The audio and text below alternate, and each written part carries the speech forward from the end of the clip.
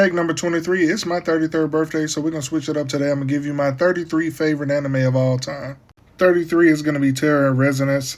Just objectively, this is arguably one of the best anime I've ever seen. It's a 10 out of 10, and you should definitely watch it if you haven't seen it.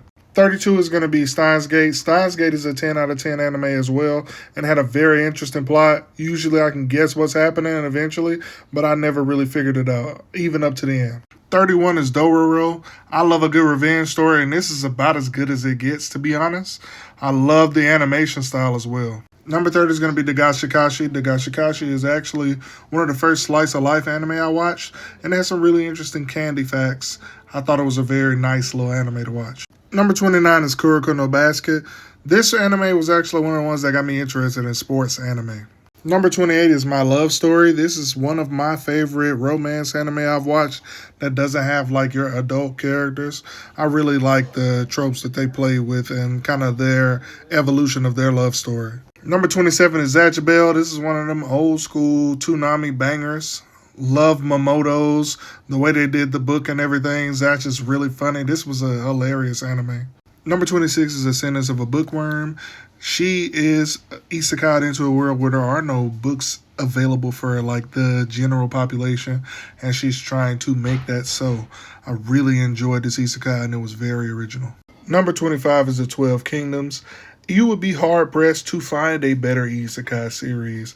I don't know that there is a better crafted isekai out there. Yoko is a very endearing protagonist as well. Number 24 is going to be Black Lagoon. I think Revi is one of the most badass females in all of anime to me, and I really like that Rock, even though he was the main character, he wasn't like just some badass that was able to kind of keep up with everybody. He was just your everyday businessman. Number 23 is Mob Psycho. I think Mob is one of the best MCs I've ever watched in an anime. Number 22 is The Wallflower. I love Sanako. I love the art. I love the comedy. Number 21 is Kingdom. The first 2-3 seasons are very hard to watch, but after that, you have one of the best anime ever, and it's about the unification of China. Number 20 is Your Lie in April. This anime actually made me cry. 19 is Cowboy Bebop. This is one of the Adult Swim bangers. But some of the best music that you'll get, some of the best animation. Spike Spiegel is a badass. 18 is Yu-Gi-Oh! Yes, Yu-Gi-Moto is a cheater. Number 17 is going to be Dragon Ball. It's one of the cornerstones of anime in the West and one of the greatest anime franchises to ever exist. Number 16 is Soul Eater. I just thought it was really original. I like the artwork and I like the way the story went. Number 15 is Sailor Moon. Sailor Moon is also one of the Toonami bangers, and this was one of the cornerstones in anime as well. Number 14 is Samurai Champloo. Even though it's number 14, I've probably watched this more than any other anime. And I also would say that it is one of the best soundtracks of all time.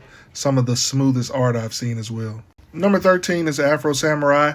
These are some of the cleanest swordsman choreographies I've ever seen, and the character designs in this show were fantastic. Number 12 is Bleach. Everybody really was watching this back in the day, even though people try to play in Bleach's face like it's not one of the greatest anime ever. Number 11 is Digimon. I know there's supposedly a feud between Pokemon and Digimon as far as which one is better, but Digimon, without a question, is the better story. Pokemon just has better games in the merch because Pokemon are objectively cuter / sometimes more easily palatable than Digimon are. Now we're breaking out into the top 10. Naruto is number 10. It was definitely one of the most interesting shows around that time period of Toonami, and it also was the one that get me to start trying to read manga because I just had to finish it. Number 9 is Hunter x Hunter. Yoshihiro Togashi is one of the greatest mangaka of all time, and I have to say Hunter x Hunter is one of the best power systems to ever be created, and it's just really one of the better stories ever told. If he was healthy, it would be much higher on everybody's list.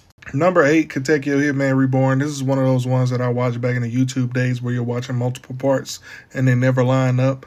Super interesting story, and it got me to kind of expand my taste a little bit. Got me into the slow-paced anime. Number 8 is going to be Air Gear.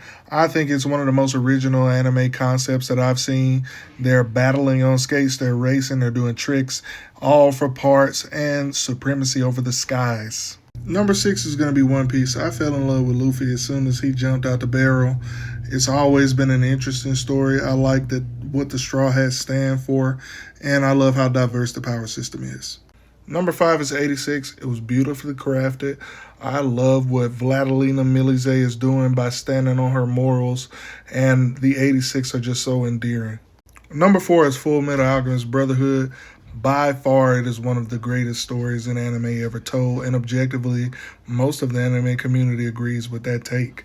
I love Edward and Alphonse. I love their dynamic together.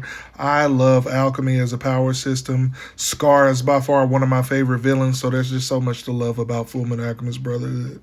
Number 3, you got Gundam. Now, Gundam is my favorite franchise in all of anime. I love the story behind Gundam. I like giant robots fighting. A lot of people don't like mechs. Far be it from me to complain about them. I do kind of like how they put them through these battles. A lot of it is like child soldiers, imperialism. Like the points that they tackle are really hard hitting, and I think Gundam has some of the best storytelling out there. Number 2 is going to be JoJo's Bizarre Adventure. This anime is very near and dear to me. You see, I got the poster on the wall. The artwork is amazing. The music references are crazy. The music that he uses for his intros and outros are always bangers. I think these characters are always super connectable and relatable. Jolene is one of the best MCs I've ever seen. Joseph is my personal favorite. Stans are cool as hell. I wish they would have used Harmon a little bit more.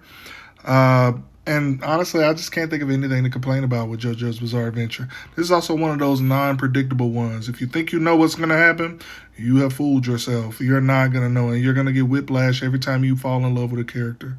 Last but not least is my GOAT, Yu Yu Hakusho. Yu Yu Hakusho is one of the best crafted anime I've ever seen. The Dark Tournament arc is one of the best tournament arcs that has ever existed in anime. A lot of these character tropes, as far as the group there, are used when people are designing their character personalities with anime that came after it. The music in the show was fantastic, and with the soundtrack and just Smile Bomb, come on, one of the greatest intros you ever get.